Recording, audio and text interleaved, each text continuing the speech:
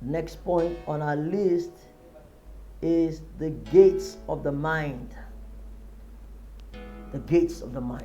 Now, I'll be quick with some of these points, but make sure you're getting it. What are the gates of the mind? The gates of the mind. Okay, I think let me do this. Any point I'm done with, I have to take it back. Yes. So that you guys can follow me, and you follow me well. Yes. So I will only use the blue to highlight the points I'm discussing now. Yes. So I'm on the gates of the mind so that you guys can follow and all that. So what are the gates of the mind? Which you have to protect. The Bible says, out of the abundance of the heart, the mouth speaketh. And the Bible also says that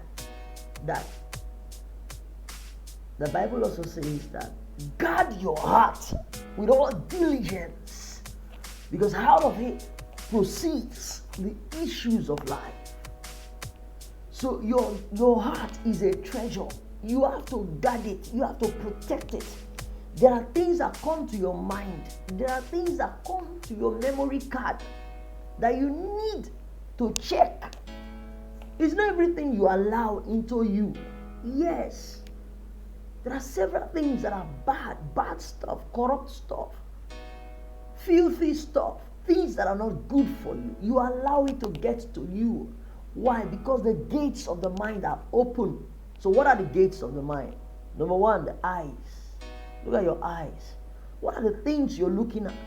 Because some of you found yourself in addiction because of the things you saw with your two eyes, the things you watched, like pornography, like adult movies, what people call blue films, sexual movies, pictures, pornography.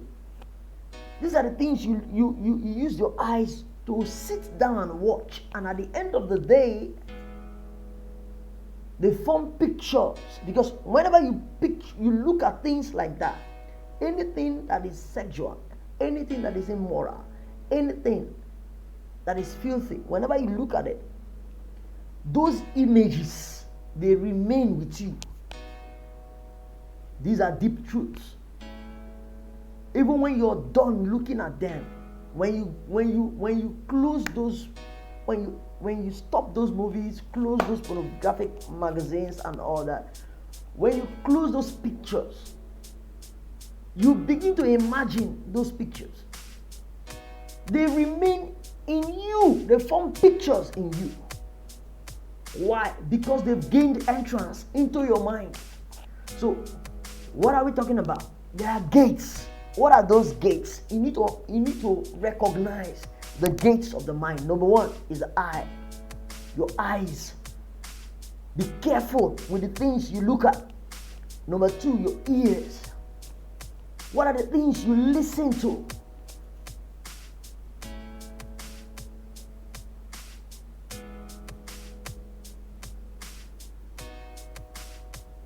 And somebody will say, the access to a man's heart is through his stomach. So I'll be adding the mouth as another gate of the mind.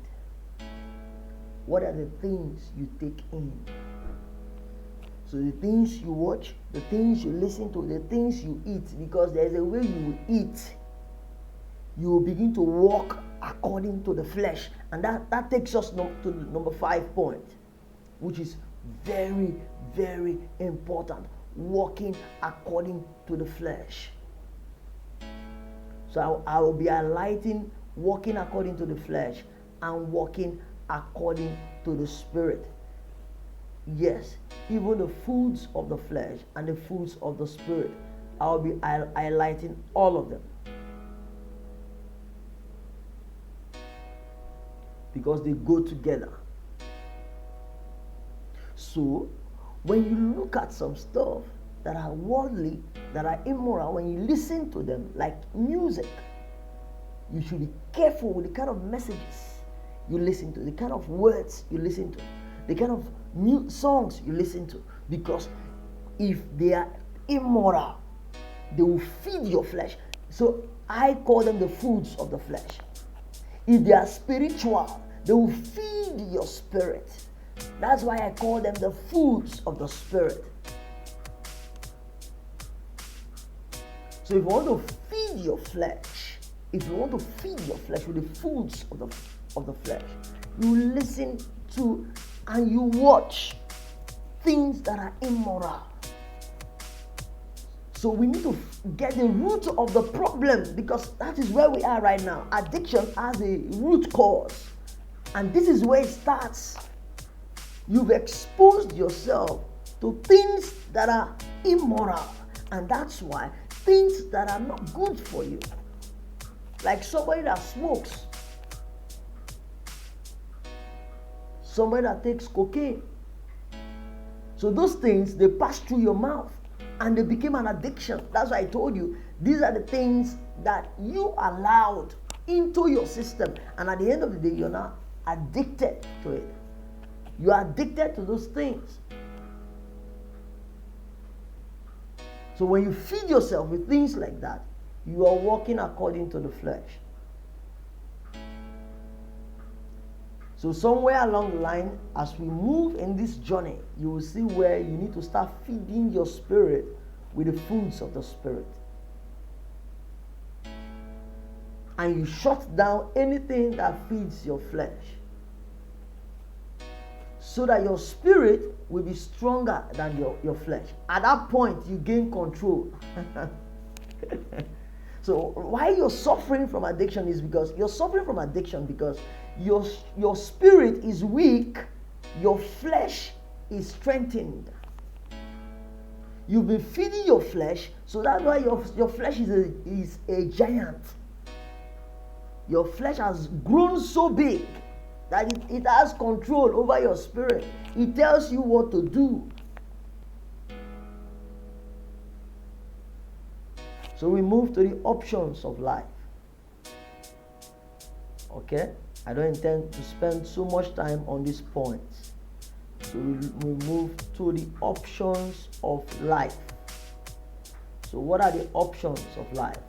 The Bible says that God has placed before you good and evil, light and darkness. You're expected to choose.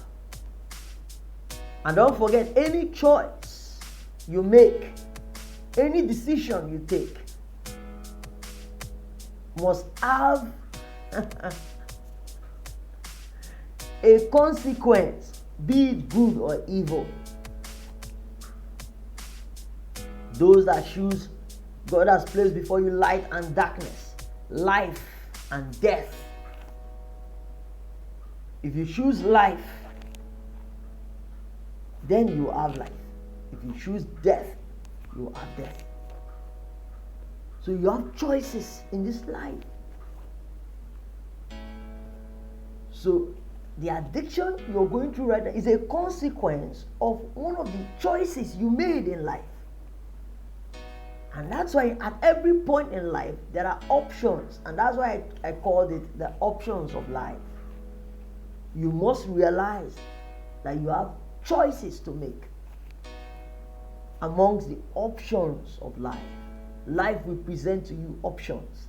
So you need to make a decision to pick or to choose what you feel is good for you.